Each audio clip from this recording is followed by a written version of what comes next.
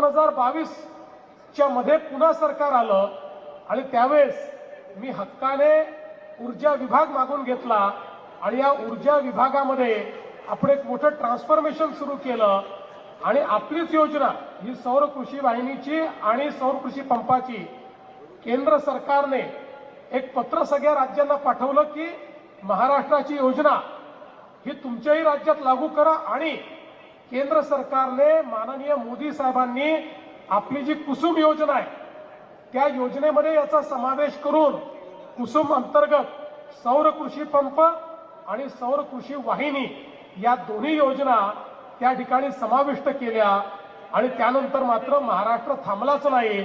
मी आपल्या महावितरणचं आणि आपल्या सगळ्या अधिकारी कर्मचारी आणि आपले सगळे जे वेंडर्स आहेत त्यांचं अभिनंदन करतो की त्यानंतर ज्या वेगानं आपण काम केलेलं आहे। आज बघा देशामध्ये कुसुमच्या अंतर्गत एकूण 9 लाख पंप 9.5 लाख पंप लागले आहेत। त्या 9.5 लाख पंपापैकी 7 लाख पंप एकट्या महाराष्ट्राने लावलेले आहेत। म्हणजे अख्ख्या देशात जेवढे पंप लागले त्याच्या 65% पंप हे एकट्या महाराष्ट्राने या ठिकाणी लावून दाखवले।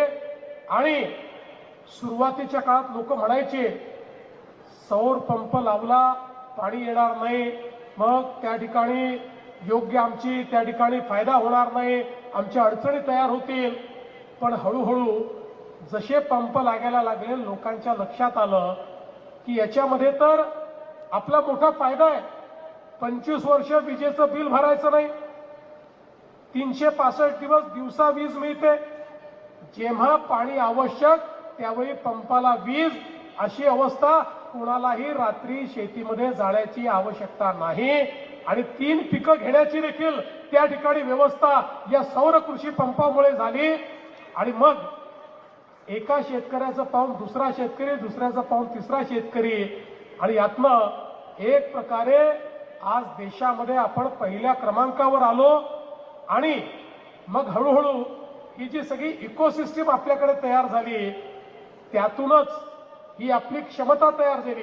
मला आठवतं 2013-14 साली आपल्याकडे 4-4 वर्षाचं पेड पेंडिंग असायचं। म्हणजे एखाद्या व्यक्तीने पंप मागितला 4 वर्षांनी त्याला पंप मिळायचा, तो चातकासारखी वाट पाहायचा। वर्षाला 12,000 13,000 15,000 पंप आम्ही लावायचो। आणि आमच्या विधानसभेत सर्वात जास्त चर्चा कशावर व्हायची तर पेड पेंडिंग कधी पूर्ण होणार।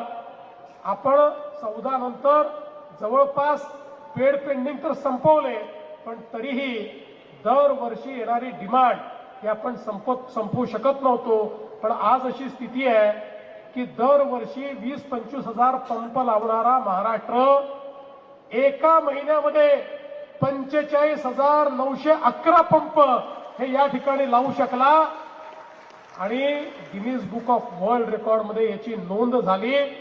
खऱ्या अर्थानं हे ट्रान्सफॉर्मेशन आपण बघितलं पाहिजे। ज्यावेळी ही योजना मी विधानसभेत घोषित केली मागेल तेरा सौर कृषी पंप, त्यावेळी आमच्या विरोधकांनी थोडं त्याची मजाक उडवण्याचा प्रयत्न केला। एक प्रकारे माझ्यावर थोडी टीका टिप्पणी केली की तुम्ही नुसतं बोलताय, पण आम्ही ते करून दाखवलं।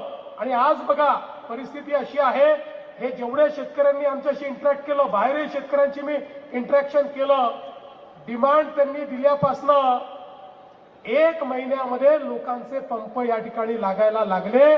हा रेकॉर्ड आपण तयार केला।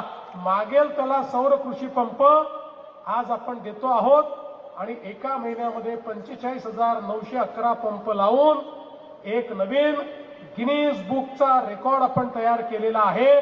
मी खरोखर या ठिकाणी आमच्या गिनीज बुकचे जे निरीक्षक आलेले आहेत श्री काल, त्यांचे मी फार मनापासून त्यांचे आभार मानतो। थँक्यू मिस्टर काल for nominating us in the Guinness Book of World Record, and I would like to tell you that this record will be broken only and only by Maharashtra. आम्हीच आमचा रेकॉर्ड ब्रेक करून दाखवू आणि त्या दृष्टीनं पुढच्या काळामध्ये हे काम करू। आणि म्हणून आज मी सांगतोय आता आपण 7.5 लाखावर पोहोचलो। मी अतुल सावेजी, मेघनाताई, लोकेशजी आणि आभा शुक्ला आपल्या सगळ्यांना सांगतो, पुढच्या वर्षी 10 लाख पंप पूर्ण झाले पाहिजे. हे आपलं टार्गेट पक्का आहे. 10 लाख पंपावर आपण पोहोचलो पाहिजे. आणि मी AIIBचं देखील मनापासून आभार मानतो की आता वित्त पुरवठ्याची देखील चिंता नाही. त्यांनी 10,000 कोटी रुपये आपल्याला दिलेले आहेत. त्यामुळे आता कुठेही आपण अडकणार नाही. ही खरोखर अत्यंत महत्वाची गोष्ट आहे. आणि यासोबत हे देखील महत्वाचं आहे की महाराष्ट्र आता पहिलं राज्य होत आहे की ज्या राज्यामध्ये शेतकऱ्यांकरता वेगळी वीज कंपनी तयार करून सगळ्या शेतकऱ्यांना सौर वीज देण्याचा पराक्रम पुढच्या वर्षीच्या शेवटापर्यंत महाराष्ट्र करेल. 3,000 मेगावॅट तयार झाली आहे. पुढच्या वर्षीच्या डिसेंबरपर्यंत 16,000 मेगावॅट वीज ही सौर ऊर्जेतनं शेतकऱ्यांना मिळेल. आणि महाराष्ट्राचा अन्नदाता